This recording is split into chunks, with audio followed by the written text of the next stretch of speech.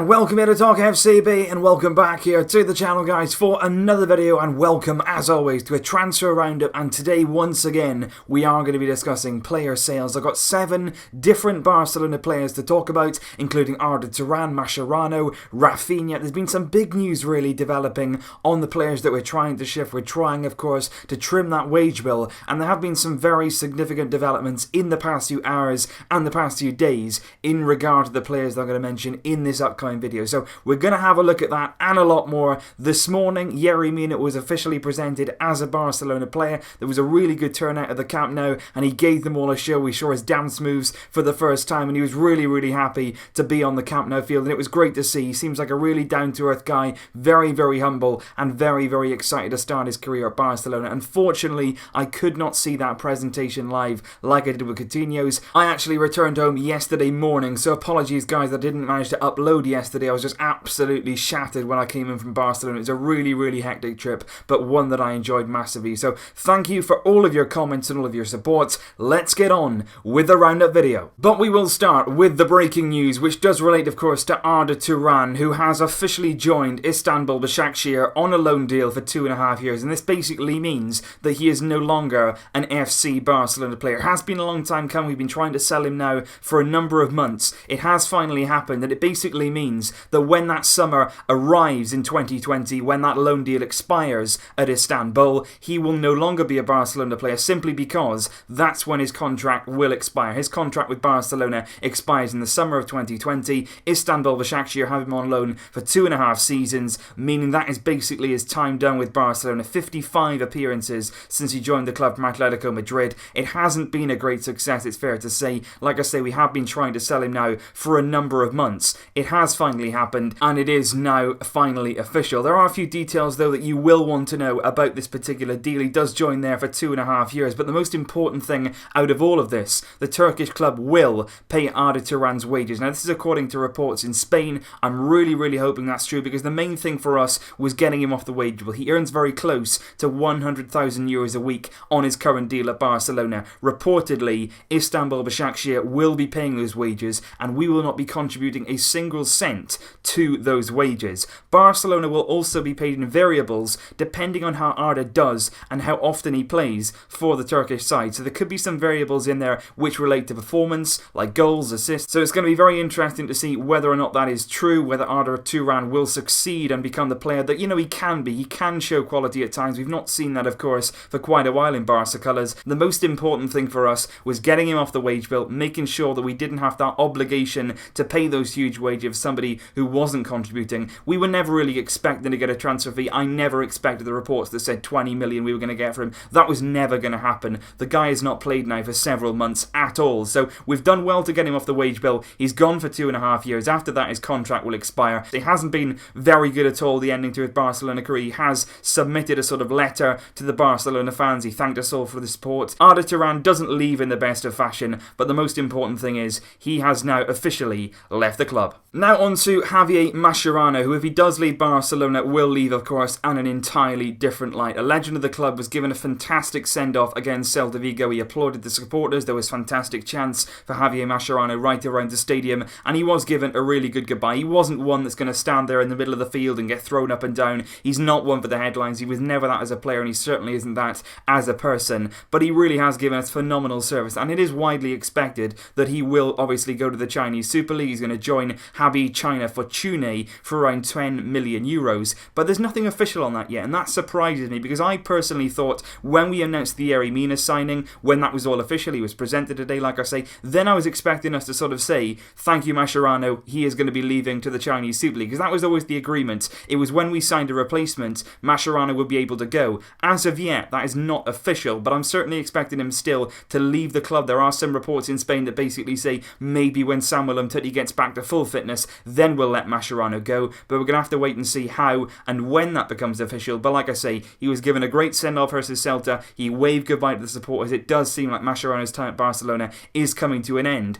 but as of yet, there is no official word on that, and we're going to have to wait and see. On now to Rafinha, who is closing in on a Barcelona exit if reports in Italy are to be believed. Di Marzio is a very reliable source in the Italian media when it comes to Serie A transfers, and also multiple other reports in the local media in Milan, in Inter Milan now are clear favourites to sign Rafinha on an initial loan deal. He's not going to be sold there and then. According to reports in Italy, Inter have agreed terms with Rafinha himself and his agents. Personal terms have all been agreed, and they're now trying to find a deal with Barcelona which will sort of sort out what the fee will be after that initial loan. Rafinha apparently will join there on a loan at first, and then basically Inter at the end of that will have the option to buy him outright to secure the player on a permanent deal. Barca reportedly want around 25 to 30 million euros if Inter decide to make that deal permanent. But right now Inter Milan are only prepared to offer around 20 million at the end if they do like what they see from Rafinha. So right now the two clubs are a little bit apart on their valuation of what Rafinha is worth. What we do know is Rafinha is open to leaving. He's not been included in any of Ernesto Valverde's squad since he returned from injury, not in Valverde's plans, and therefore the club are very much happy to see him go as well.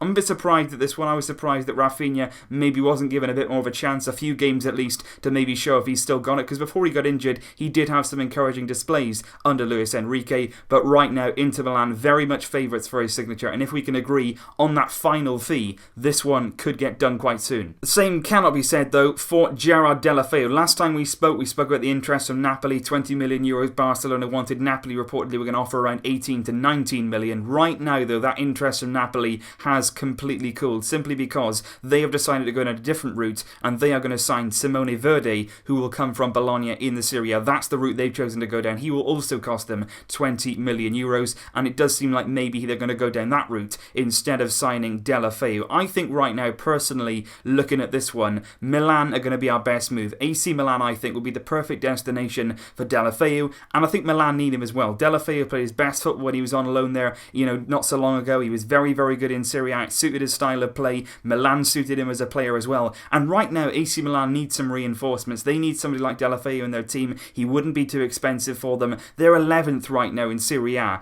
and they could really do with Deulofeu in their squad. So I think right now, Serie A is still an option for Deulofeu, and he's still definitely got some offers out there. The Napoli interest is cooled. AC Milan could be our best bet on this one. Now on to Alex Vidal, where there also hasn't been an awful lot of developments at the start of the transfer window. We said that Valencia were interested, Sevilla were interested, and Atletico Madrid. Word from Mundo Deportivo is that Atletico Madrid have pulled out of the race to sign Alex Vidal. And that's basically because Vidal wants to return to Sevilla. He played there before he joined Barcelona, and that's where he wants to go back and play. But right now there is no agreement between Sevilla and Barcelona. Sevilla want him on an initial 6-month loan deal, very similar to the Rafinha situation, because at the end of that, Sevilla want a fee agreed to possibly make the move permanent, but Barcelona want a compulsory clause in there, which at the end of the 6th month, Sevilla have to buy him. We don't want to be stuck with Vidal after those 6 months if they don't want to purchase him and go through the same process again. Right now, Barcelona want a 6-month loan with a compulsory 10 million euros transfer fee at the end of it. Sevilla right now, though, aren't accepting that deal, and Alex Vidal's agent, according to Mundo Deportivo, is getting very, very impatient. He has set a deadline for the two clubs of next week.